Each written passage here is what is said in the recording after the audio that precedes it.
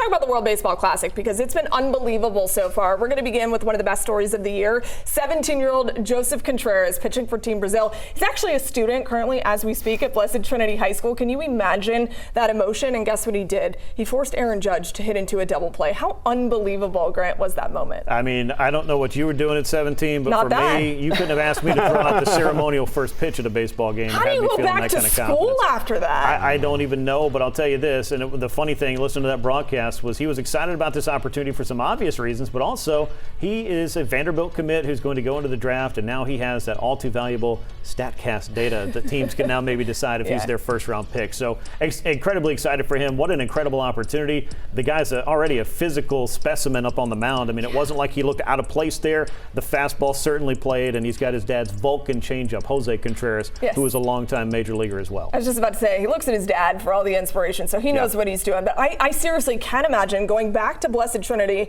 and people saying, oh, you faced Aaron Judge and look what you did. Like, how do you? Yeah, exactly. You might as well get it now, guys, because you talk about Vanderbilt. I don't know that he's going to go play for Vanderbilt next year. There's a good possibility he probably won't. Let's talk about Team USA because they've looked really good. They're still in pool play, obviously. They play Mexico on Monday. What do you think about this team? Yeah, it's one of the few teams that has a chance to win this thing. Yeah. You've got some mashers.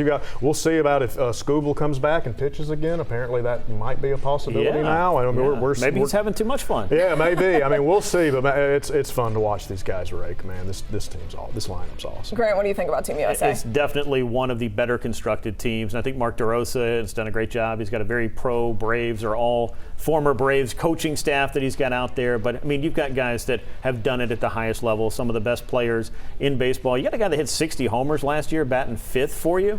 I think you're doing pretty good. So whether or not it's them, Dominican, Japan, those are kind of the top teams there. Team USA should be feeling pretty good about itself. Well-constructed lineup for sure. They don't have any coffee in the dugout or anything, but they do have some fun things going for them, that's for sure. A little bit of history in the World Baseball Classic was made by a current Braves infielder. Ozzie Albies hitting the first ever walk-off home run for Team Netherlands. How cool was that to see Ozzie have that moment, Gabe? That's awesome. It's awesome for him. And you know what? Like I've thought about this a lot.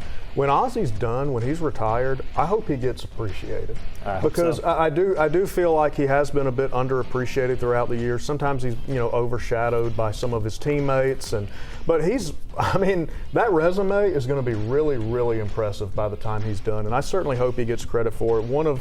Honestly, one of the more illustrious guys in Braves history, and good for him. He deserves all this. He quietly does it, but then he has big moments like that to remind you why you should appreciate him when all is said and done. So I was very excited for Ozzie to have that moment, and we hope that Ozzie has plenty of those here in Atlanta and wherever the Braves play. Grant, let's finish one final thing. You mentioned Team Japan. You mentioned the Dominican Republic.